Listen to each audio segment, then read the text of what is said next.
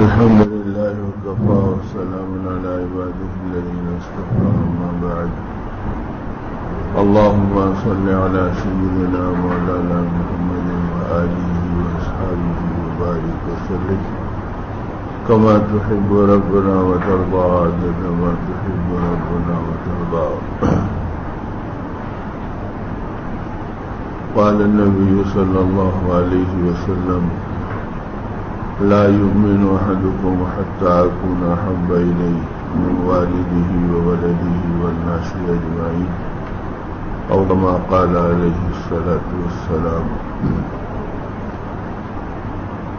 محترم بزرگوں اور عزیز بھائیوں اور دوستوں، یہ مبارک مہینہ جس میں اللہ پاک نے ہم کو داخل فرمایا، یہ ربیع المنور کا مہینہ ہے، اور اس مہینے میں اللہ پاک نے اپنے آخری نبی کو انبیاء کے امام و کونین کے سردار و مدینے کے تاجدار حضرت محمد رسول اللہ صلی اللہ علیہ وسلم کو اس دنیا میں مبعوث کرنے کا ارادہ فرمایا.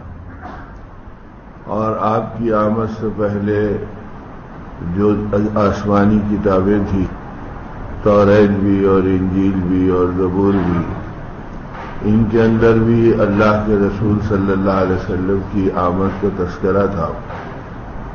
اور ہر نبی اپنے زمانے میں اس بات کی دعوت دیا کرتے تھے کہ اگر تم کو حضرت محمد صلی اللہ علیہ وسلم کا زمانہ مل جائے تو آپ کی پیروی کرنا اور آپ کی اتباع میں اپنی زندگی کو گزارنا. اور جتنے نبی دنیا میں آئے، ہر نبی کی آمد سے پہلے دنیا کے حالات بہت جلد ہلکے تھے اور بگاڑ اپنے عروج پر تھا، اور فتنے اور انتشار اور قتل و غارت گیری، بے حیائی کے مناظر، یہ گویا اپنے عروج پر جس زمانے میں آئے، اللہ پاک نے کسی نہ کسی نبی کو بھیج کر ان کے خاتمے کا سامان فرمایا. اور نبی رحمت صلی اللہ علیہ وسلم کی تشریف آوری سے پہلے عرب کی دنیا اور پورا عالم گویا ظلم اور جور کا ایک ایسا دور تھا کہ جہاں پر آدمی سر اٹھا کے چلنا اور کسی سے آنکھ میں آنکھ ملانا مشکل تھا، اور ہر بڑی طاقت اپنے آپ کو رب اعلیٰ ہونے کا دعویٰ ایک عام بات تھی، جس کے نتیجے میں ان کو سجدے کرنا اور ان کے دربار میں اس گویا رواجی ان طریقوں کو پورا کرنا جس میں انسانیت کی تذلیل ہو اور انسان کی کوئی حیثیت باقی نہ رہے، یہ ساری چیزیں اس زمانے میں چل رہی تھیں. اور خصوصاً حجاز مقدس کا علاقہ یہ پورے کا پورا بت پرستی میں اتنا ڈھک گیا تھا کہ انہوں نے بیت اللہ کے اندر بھی 360 بت بنا کے بٹھا دیے تھے، اور ہر دن کا ایک بت، ہر تمنا کا ایک بت، ہر خواہش کا ایک بت، اس طرح یہ اپنی زندگی کی بت پرستی کی انتہا میں چل رہے تھے. تو اب ایسے موقع پہ جبکہ توہم پرستی اپنے شباب پر ہو اور آدمی صرف شک اور شبے کی بنیاد پر اپنی زندگی کو گزارتا ہو، تو فطری بات ہے کہ انسانی زندگی میں تلخی، بگاڑ اور شدت کے ساتھ برائیوں کا عروج، یہ چیزیں گویا زندگی کے دورے میں آتی ہیں. اور وہ اس درجے آ چکی تھی کہ جو باتیں ہم بچپن سے سنتے آتے ہیں کہ بچیوں کو دفن کر دینا اور ان کو اپنے لیے عار اور شرمندگی کا سبب سمجھنا، چھوٹی چھوٹی باتوں کے اوپر بڑے بڑے جھگڑوں کو کھڑا کر دینا، کسی جگہ پانی کا چشمہ مل گیا اور 2 قبیلے پہنچ گئے اور انہوں نے اپنے اونٹ کو آگے بڑھا دیا، تو ہاں ہم سے پہلے تم نے اپنے اونٹ کو کیسے بڑھایا. ایسی معمولی باتوں پر 200 برس تک ان میں آپس میں لڑائییں، اور مرتے وقت کے اوپر یہ وصیتیں کہ دیکھو فلاں قبیلے سے ہمارا اختلاف ہے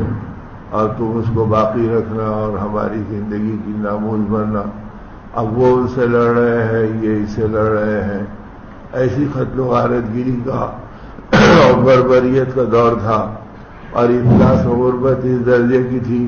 کہ سانپ کو مار کے کھا جانا اور گندا خون چاٹ جانا،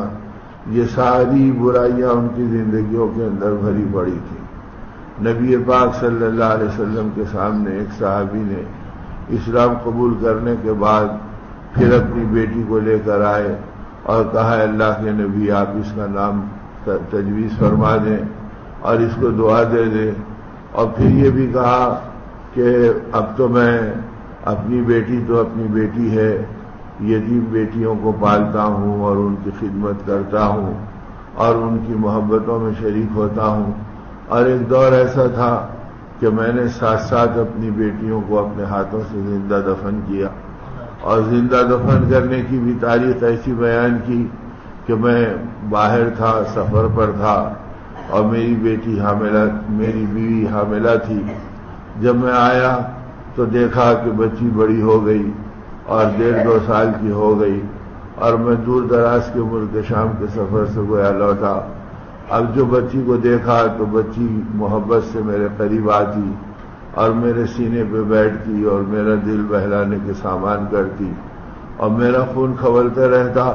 کہ میرے گھر میں اور بیٹی اور اتنی بڑی ہو گئی۔ میں چپ چاپ اٹھا اور اس بیٹی کو لے کر چلا، اور بیٹی سمجھ رہی ہے کہ کسی دل بہلانے کا سامان کریں گے اور باپ مجھے لے جا کے کوئی چیز دیں گے۔ میں وہاں لے جا کر گڑھا کھودنا شروع کیا، اور جب گڑھا کھودنا شروع کیا تو مٹی میرے دامن پہ پڑتی تھی، تو میری بیٹی اس دامن پہ مٹی کو جھٹکتی تھی اور کہتی تھی کہ ابا جان آپ کے کپڑے تو میلے ہو رہے ہیں اور اس پہ گرد و غبار آ رہا ہے، لیکن مجھے اس کی محبت پر رحم نہیں آتا رہا، یہاں تک کہ جب گڑھا بڑا ہو گیا تو میں نے گڑھے میں بچی کو ڈھکیل دیا، تو بچی نے چیخا کہ ابا آپ کہاں ہیں، کیا آپ بھی گر گئے؟ تو وہ اپنے گرنے سے پہلے میرے گرنے کی فکر کر رہی تھی، لیکن وہ چیختی رہی اور میں مٹی ڈالتا رہا۔ نبی پاک صلی اللہ علیہ وسلم سسکیوں پر آ گئے اور آپ کی داڑھی مبارک آنسوؤں سے تر ہو گئی۔ تو ایسے سخت دل انسانوں کے دورے میں اللہ پاک نے نبی پاک صلی اللہ علیہ وسلم کے بھیجنے کا سامان کیا، اور لوگوں میں یہ بات مشہور تھی کہ اب یہ دور آ گیا ہے کہ جس میں نبی آخر الزمان آنے والے ہیں، لیکن بنی اسرائیل کو اس بات کا گمان تھا کہ وہ ہمارے اندر میں آئیں گے اور ہمارے قبیلے کو یہ عزت ملے گی اور ہمارے خاندان کو یہ عروج ملے گا کہ آخری نبی ہمارے اندر آئیں گے، لیکن اللہ کا فیصلہ کچھ اور تھا۔ ابراہیم علیہ السلام کی وہ نسل جو اسماعیل علیہ السلام سے چلی ہے، اس میں اللہ پاک نے بنو اسماعیل میں آپ کو پیدا کیا، بنو اسحاق میں پیدا نہیں فرمایا۔ تو اب نتیجہ یہ ہوا کہ بنو اسحاق ہمیشہ یہ اسرائیلی طبقہ اور یہ یہودی النسل آبادی آپ کی آمد کے اپنے لوگوں کے اندر انتظار کرتی رہی، اور وہ اپنی آسمانی کتابوں کے علامتیں دیکھتے رہتے تھے، اور ان کو ان چیزوں کے اندر گویا ملکہ حاصل تھا، وہ اس کے عالم تھے۔ تو یہاں تک کہ جس وقت ایک ستارہ آسمان پہ چمکا اور اس کی نورانیت کو دیکھ کر وہ ستاروں کے اور سیاروں کے فنی فلکیات کے ماہر تھے، تو نتیجے میں انہوں نے دیکھا کہ یہ نور تو کوئی الگ ہے اور یہ ستارہ تو کوئی اور ہے جو آج تک کبھی نہیں چمکا۔ تو اسے دیکھ کر اس یہودی عالم نے چیخ اٹھا کہ ھذا محمد الرسول اللہ، اور وہی شب نبی رحمت صلی اللہ علیہ وسلم کی دنیا میں تشریف لانے کی تھی۔ تو ایسے حالات میں اللہ پاک نے آپ کو بھیجا کہ جب آپ کی تشریف آوری ہوئی تو اس وقت ایک یہودی عالم مکے میں ڈھونڈتا ہوا آیا اور اس بات کو پوچھا کہ یہاں پہ کوئی ایسا گھر ہے جس میں کوئی یتیم بچہ پیدا ہوا ہو۔ اس لیے کہ اللہ پاک کا بھی ایک نظام تھا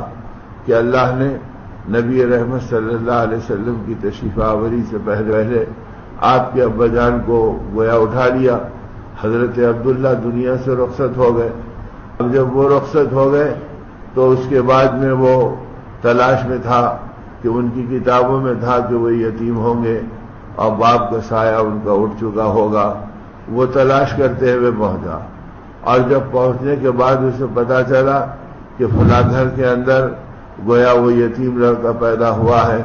تو اس نے کہا کہ مجھے ایک نظر دکھا دو۔ ایک نظر دیکھتے ہی وہ بے ہوش ہو گیا اور اس نے کہا کہ ہائے، اب نبوت ہمارے قبیلے سے اور ہماری نسل سے ختم ہو گئی اور بنو اسرائیل محروم ہو گئے، اور اب یہ نبوت کا راستہ بنو اسماعیل کو حاصل ہوا ہے اور اب انہی کے اندر یہ راستہ چلے گا۔ تو ان کو اس بات کا غم تھا کہ یہ چیز ہمارے اپنے حصے سے نکل گئی، اس لیے ایک بڑا طبقہ آپ کی مخالفت پر اتر آیا تھا، اور وہ مخالفتیں شروع دن سے رہی اور وہ ان چیزوں کو دیکھتے رہے۔ چنانچہ حضرت حلیمہ فرماتی ہے کہ ایک مرتبہ میں آپ کو لے کے چلی، راستے میں مجمع بیٹھا تھا، دیکھا تو وہاں اس کے درمیان میں ایک راہب ہے، میں وہاں بیٹھ گئی کہ وہ کیا باتیں کرتا ہے سنوں گی۔ اس کی نظر آپ کے اوپر پڑی جو میرے گود میں تھے، تو دیکھ کر کہا ان کی آنکھوں میں جو یہ سرخ ڈورے ہیں یہ کسی بیماری کی وجہ سے ہے یا پیدائشی ہے؟ تو انہوں نے کہا کہ میں جب سے گود میں لی ہوں پہلے دن سے میں دیکھتی ہوں کہ ان کی آنکھوں کے اندر یہ ڈورے ہیں۔ یہ کہتے ہی اس نے ہاتھ مارا زور سے اور کہا کہ یہ ھذا محمد الرسول اللہ، اور پھر فوراً اپنا جھپٹا مارا تاکہ لے کر ان کو ختم کر دیا جائے۔ لیکن حلیمہ کہتی ہیں میں نے تیزی سے بچے کو بچایا اور وہاں سے اٹھ کر نکل گئی۔ تو گویا یہ علامتیں نبی پاک صلی اللہ علیہ وسلم کی شروع دن سے چل رہی تھی اور لوگ اسے اپنی گویا تلاش میں اور آپ کے بارے میں فکر مند رہنے والوں میں تھے۔ ادھر جو آپ کو اللہ پاک نے حضرت آمنہ کے بطن میں دیا تو حضرت آمنہ فرماتی ہیں کہ پہلے دن سے میرا حال بدل گیا، لوگوں کی طبیعتیں بگڑتی ہیں، میری صحت سنبھلتی رہی، اب میرے اندر ایک نئی طاقت آتی رہی، اور میں کبھی ابر کے بادلوں کو دیکھتی کہ اس میں سے کوئی نور نکلا اور وہ میرے سینے میں منتقل ہو گیا، اور کبھی میں دیکھتی کہ اندھیرے کے اندر سے کوئی روشنی نکلی اور وہ میرے پیٹ میں منتقل ہو گئی۔ میں سوچتی تھی کہ یہ کیا بات ہے، اور چنانچہ جب میں پانی لینے کے لیے زمزم کے کنویں پہ جاتی تھی تو لوگ حیرت سے کہتے تھے حلیمہ ہم اتنی دیر سے ٹھہرے ہیں لیکن پانی بہت نیچے تھا، اور ہم سوچ رہے تھے کہ ہمارے ڈول بھی وہاں پر نہیں پہنچیں گے، لیکن جیسے جیسے تمہارے قدم قریب آنے لگے تو یہ پانی اوپر آنے لگا اور ہم کو آسانی سے ڈبا کر اپنے برتنوں کو بھرنا آسان ہو گیا۔ جب یہ اپنے برتن بھر کے جانا چاہتی تو دوسری عورتیں ان کو روکتی اور کہتی حلیمہ ٹھہرو، جب تک کہ تم رہیں گے زمزم کے کنویں کا پانی یہ زمین کے برابر لگا رہتا ہے، اور جب تم چلی جاتی ہیں تو پھر پانی لینا ہمارے لیے مشکل ہو جاتا ہے۔ تو یہ آثار آپ کی گویا پیدائش مبارک سے پہلے سے اللہ پاک نے دکھلانا شروع کیا۔ اور پھر اس کے بعد حضرت حلیمہ فرماتی ہیں کہ جب آپ دنیا میں تشریف لائے تو ایسی حالت میں آئے کہ بچے سیدھے سادے ہوتے ہیں، لیکن ایک تو یہ کہ آپ دھلے دھلے آئے، پاک و صاف آئے، کسی قسم کی آلائش آپ کے اوپر لگی ہوئی نہیں تھی، اور آپ آتے ہی سجدے کی حالت میں پڑ گئے۔ مجھے حیرت ہوئی دیکھ کر کہ کوئی بچہ ایسی کیفیت میں نہیں رہتا۔ پھر میں نے اٹھا کے آپ کو سینے سے لگایا، اور عرب کی روایت کے مطابق ایک گویا مٹی کے برتن میں رکھا جاتا اور اوپر سے ایک مٹی کا برتن ڈھانپ دیا جاتا تاکہ اس کی گرمی سے بچے کے پرورش کے سامان میں آسانی ہو جائے۔ کہا جب میں نے وہ رکھا تو وہ ایک دم پھٹا اور اوپر کا حصے کے 2 ٹکڑے ہو گئے، اور اندر سے آواز آئی کہ یہ اللہ کے آخری نبی ہے جو اللہ نے تمہارے گود میں دیا ہے۔ اور ایک دم میرا پورا کمرہ روشن ہو گیا اور خوشبوؤں سے مہک گیا۔ تو یہ کیفیت آپ کی آمد مبارک کے اوپر اللہ پاک نے دنیا میں دکھلا دی۔ اور پھر اس کے بعد ادھر حضرت حلیمہ کہتی ہیں میں آپ کو لینے کے لیے آئی تھی، تو میں تو آئی تھی اس نیت سے کہ کوئی بچہ مل جائے اور کسی مالدار گھرانے کا مل جائے تاکہ دودھ پلانے کے عوض ہم کو زیادہ سے زیادہ معاوضہ ملے۔ وہاں ہر گھرانے کا رواج یہ تھا کہ بچوں کو جنگل کی آب و ہوا میں رہنے کے لیے، اور ہر آدمی اپنے گھر میں کسی دودھ پلانے والی کا انتظام کرتا تھا اور ان کے حوالے کیا کرتا تھا۔ اب حضرت حلیمہ کہتی ہیں کہ جب میں چلی اپنے جھوپڑے سے نکل کر تو اور عورتیں بھی چلی. اب میری سواری کمزور تھی، قحط کا زمانہ تھا، اور میں وہ اپنی اونٹنی کو بھی دیکھ رہی تھی کہ اس کے پیٹ سے مل رہے ہیں اور وہ ڈھگلیاں کھا رہی ہے. تو میرے ساتھ کی سواریاں تیز ہو گئیں اور وہ آگے کو بڑھ گئی. میں نے ان سے کہا کہ ذرا ٹھہرو اور ذرا ٹھہریو تاکہ میں بھی تمہارے ساتھ چلوں. تو وہ جواب میں کہتے تھے کہ نہیں دن نکل رہا ہے، ہم سے پہلے کوئی اور پہنچ جائے گا اور مکے کے بچوں کو لے لے گا، تو اس وقت ہمارا کیا ہوگا. یہ کہہ کر وہ آگے بڑھ گئے اور میں پیچھے رہ گئی. اور آگے بڑھنے کے بعد ان کو اندازہ تھا، چونکہ وہ ان کا پیشہ ہی وہ تھا، تو وہ ان گھرانوں کو جانتے تھے جس میں بچہ تولد ہونے والا ہے. تو وہ اپنے اپنے حساب سے گھر پہنچے اور پہنچ کے بچوں کو لے لیے. اور جب میں پہنچی تو یہ اکیلا گھر ہے تو آمنہ کا باقی بچا تھا. وہاں پہنچی تو پتا چلا کہ یہ یتیم ہے اور ان کے دادا کے 11 بچے خود موجود ہیں. تو اب جن کے 11 بچے خود موجود ہیں وہ اپنے پودرے کے بارے میں کیا کرے گا اور مجھے کیا معاوضہ ملے گا. میں نے اس گھر کو چھوڑ کر آگے کسی اور گھر کو تلاش کیا. جب اور گھروں کو دیکھا تو کوئی گھر بھی ایسا نہیں ملا جس میں کوئی بچہ باقی ہو. سب کو آنے والی میری عورتوں نے اور میری سہیلیوں نے اپنے اپنے گود ڈال لیا تھا. اب میں نے سوچا کہ اگر میں خالی جاؤں تو میں بدفار ٹھہروں گی کہ کیسی منحوس عورت ہے، اسے کوئی بچہ بھی نہیں ملا. اس تانے سے بچنے کے لیے میں حضرت آمنہ کے گھر دوبارہ آئی. اور دوبارہ آنے کے بعد میں وہاں پر جب پہلی نظر دیکھا آپ کو تو حضرت نبی رحمت صلی اللہ علیہ وسلم حضرت آمنہ کو دیکھ کے مسکرا دیے. تو فرمایا اس مسکراہٹ میں مجھے نئی زندگی مل گئی اور میں ایک دم اس بچے کو لے کے اپنے گود میں ڈالا اور یہ کہا کہ اس بچے کے پاس کوئی شکل تو نہیں ہے لیکن برکت ضرور نظر آ رہی ہے. اور میں نے کہا ٹھیک ہے میں ان کو لے جاتی ہوں. اب جب لے کر چلنے لگی تو گود میں ڈالتے ہی میری طاقت بدل گئی، میرے اندر کی کیفیت بدل گئی. اور جب اونٹ پر ہم بیٹھنے لگے تو وہاں پہلے ایک نیا تماشا یہ ہوا کہ میرا شوہر سامنے بیٹھ گیا اور میں پیچھے بیٹھ گئی. تو وہ اونٹنی اٹھنے کے لیے تیار نہیں. کتنا اسے مارو اور کتنا اس کی نکیل کو کھینچو لیکن وہ اٹھ نہیں رہی ہے. جب بہت دیر ہو گئی تو میرے شوہر نے کہا کہ حلیمہ تم سامنے بیٹھ جاؤ، میں پیچھے بیٹھ کے اس کو چلانے کی کوشش کروں گا. جب میں پیچھے بیٹھ گیا اور حلیمہ کو سامنے بٹھا دیا تو بغیر کسی دھکے کے اونٹنی اٹھ کے کھڑے ہو گئی، جو اس بات کو بتا رہی تھی کہ یہ انبیاء کے امام ہیں، کونین کے سردار ہیں، ان کو تم پیٹ نہیں دکھا سکتے، تم پیچھے بیٹھو تو پھر میں چلوں گی. انہوں نے کہا میں نے علامتاً دوبارہ اونٹنی کو بٹھایا اور پھر میں سامنے بیٹھا اور پھر ان کو پیچھے بٹھانے کی کوشش کی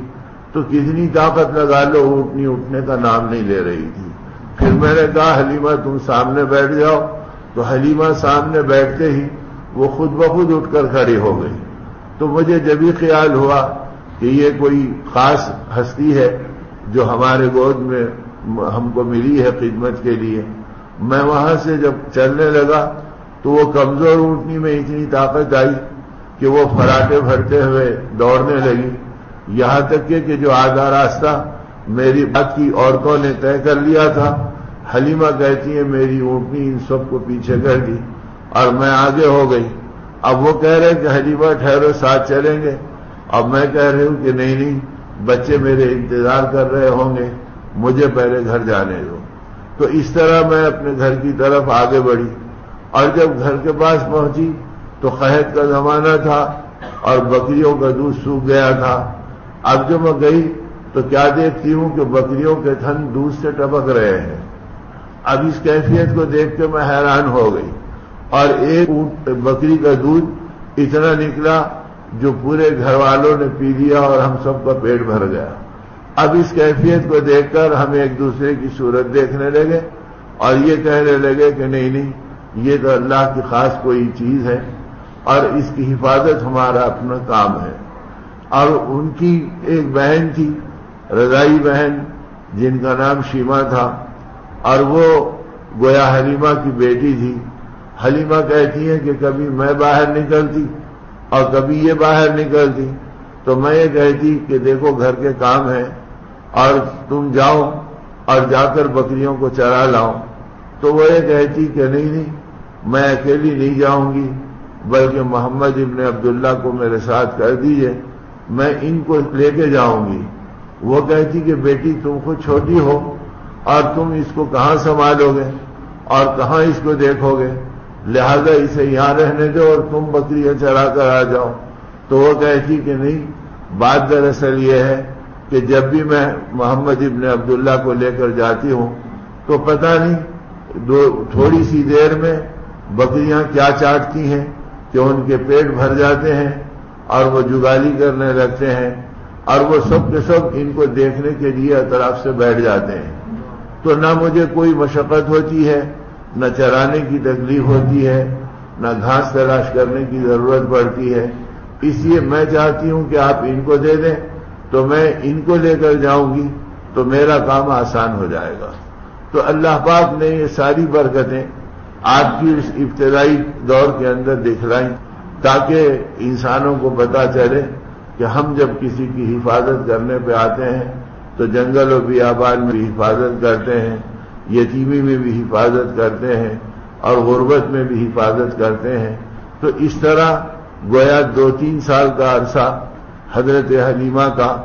آپ کی خدمت میں لگا رہا، اور جب مدت رضاعت 1.25 سال کی ہو گئی تو وہ کہتی ہیں میں لے کر آئی اور درمیان میں آتی جاتی رہتی تھی، اور کہا کہ اب انہیں رکھ لو، تو کہا کہ نہیں، کچھ آب و ہوا انہیں اور مل جائے، اگر آپ اجازت دیں تو میں اسے دوبارہ لے جانا چاہتی ہوں۔ یہ کہہ کر پھر وہ لے گئی اور لے جا کر اپنے پاس رکھا۔ تو اسی زمانے میں حلیمہ کہتی ہیں کہ جب میں ان کو لے کر بکریاں چرانے کے لیے گئی تو میں نے عجیب مخلوق کو دیکھا جو آسمانوں سے اتر رہے ہیں اور ان کو اپنے گود میں لے رہے ہیں، اور ان کے سینے کے اوپر کچھ ایسا عمل کر رہے ہیں جس سے ان کا سینہ کھل گیا اور ان کا دل نکل گیا، اور اس دل کو انہوں نے کسی خاص چیز سے دھویا اور پھر اس کے بعد میں اندر رکھ دیا، اور پھر اس کے بعد میں ان کو رکھ کر وہ غائب ہو گئے۔ تو میں سمجھ گئی کہ یہ کوئی باعظمت ہستی ہے جس کی خدمت اللہ نے میرے ذمہ کی ہے۔ تو یہ ساری برکتیں اور یہ ساری نورانیتیں نبی پاک صلی اللہ علیہ وسلم کی شروعات اللہ نے دکھلائیں تاکہ اس بات کا پتہ چلے کہ کس طرح اللہ پاک اپنے بندے کی تربیت کرتے ہیں اور کس طرح اللہ پاک اپنے نبی کی حفاظت فرماتے ہیں۔ بلکہ علامہ حلبی نے ایک اور بات بھی لکھی ہے کہ جس وقت آپ حلیمہ کے گود میں تھے تو آپ کا معمول یہ تھا کہ جب دور نبوت کا آیا، حضرت حلیمہ بھی اسلام میں داخل ہوئی، تو انہوں نے پوچھا اے اللہ کے نبی ایک بات پوچھنے کو جی چاہتا ہے، آپ اجازت دیں؟ تو فرمایا حلیمہ پوچھو، کیا پوچھتے ہو؟ تو کہا بات یہ ہے کہ جب آپ میرے گود میں تھے اور میں آپ کو دودھ پلاتی تھی تو آپ ایک جانب سے دودھ پیتے تھے اور دوسری جانب سے اپنا چہرہ پھیر لیتے تھے۔ میں بہت کوشش کرتی تھی کہ ایک مجلس میں دونوں جانب سے آپ کو دودھ پلاؤں، لیکن آپ انکار کر دیتے اور ایک ہی جانب سے پیتے تھے۔ تو آپ نے فرمایا حلیمہ تمہیں پتا ہے کہ تمہارے گود میں میرا ایک اور بھائی بھی تھا اور اس کی ذمہ داری بھی تم نے دودھ پلانے کے لیے رکھی تھی اور اس کا نام ثوبان تھا۔ آپ نے ساری چیزیں بتلائی۔ تو حضرت حلیمہ نے کہا ہاں بے شک اللہ کی قسم میرے گود میں ایک اور بچہ تھا اور اس کا نام ثوبان تھا اور میں نے اس کی بھی دودھ پلانے کی ذمہ داری لے رکھی تھی۔ تو فرمایا حلیمہ اللہ نے مجھے رحمت للعالمین بنایا اور میری رحمت کا تقاضا تھا کہ میں انصاف کا معاملہ کروں، تو ایک جانب سے میں پیتا تھا اور دوسرے جانب سے اپنے بھائی کے لیے انکار کر دیتا تھا۔ تو گویا یہ کیفیت پیدائشی طور پر اللہ پاک نے دکھلائی